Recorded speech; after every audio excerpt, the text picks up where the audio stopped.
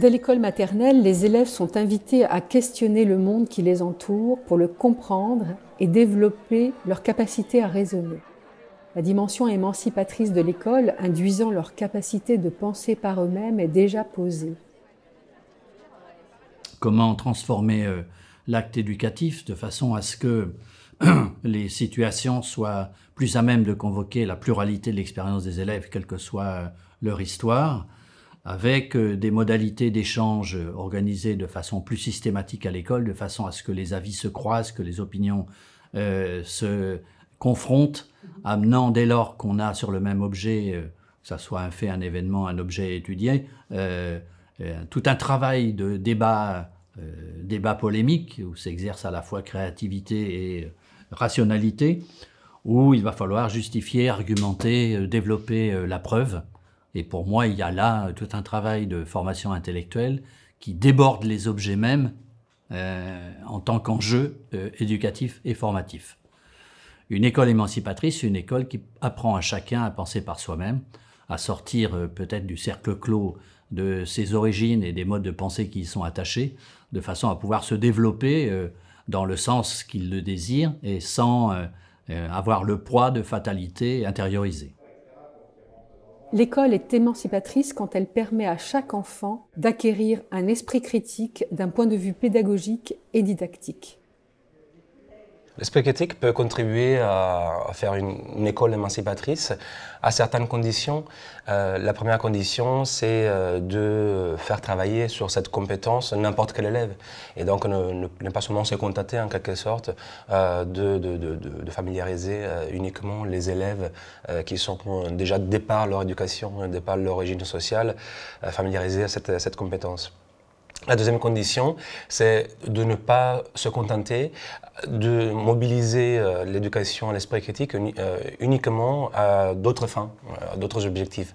Ce que j'ai pu observer dans certaines classes, c'est que quand les enseignants disent faire travailler leurs élèves sur l'esprit critique, c'est souvent pour faire atteindre d'autres objectifs. Alors, parmi ces objectifs, il y a par exemple les apprentissages des règles ou des normes, des savoirs, et en quelque sorte aussi la discipline, ou bien l'esprit critique en tant que moyen pour mieux réussir à l'école.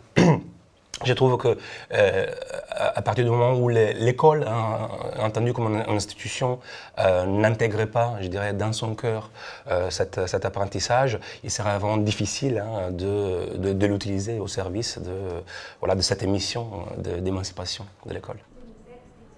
Acquérir les savoirs des matières d'enseignement est fondamental, mais ce n'est pas toujours une fin en soi. Cette acquisition contribue à développer une pensée critique. L'enjeu essentiel, il est du côté de la démocratie. Je suis atterrée de voir l'évolution des formes d'écriture. On écrit beaucoup dans notre société, mais se développent via les réseaux sociaux des formes d'écrit brutes, sans filtre, centrées sur le ressenti personnel, et pire, ceux qui pourraient développer une pensée organisée, critique, désertent ces lieux sociaux. Du coup, il n'y a plus aucune régulation. Alors l'enjeu, il est qu'il faut absolument que tous nos enfants, toutes catégories sociales confondues, écrivent et soient capables de maîtriser une écriture réflexive, une écriture organisée. Sinon, il n'y aura plus qu'une élite qui maîtrisera l'écriture. Et il y a un immense danger pour la démocratie, parce qu'à ce moment-là, l'école, elle est à l'opposé de l'idéal républicain, si elle ne forme qu'une élite. Le réchauffement climatique est une des urgences auxquelles la société est confrontée. Fournir les clés pour comprendre le phénomène conduit le futur citoyen sur le chemin de l'émancipation. Les recherches de tous les spécialistes, on va dire que ce soit à la fois les climatologues, les biologistes de la conservation.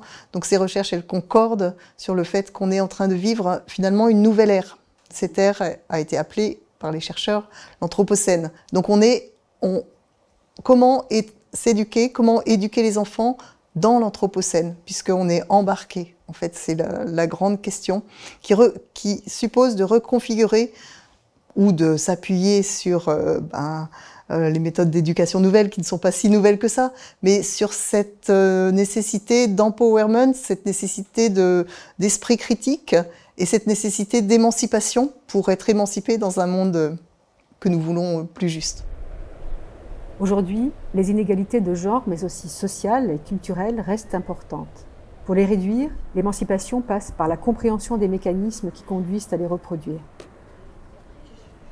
Travailler sur le genre permet l'émancipation des assignations sociales et sexuées.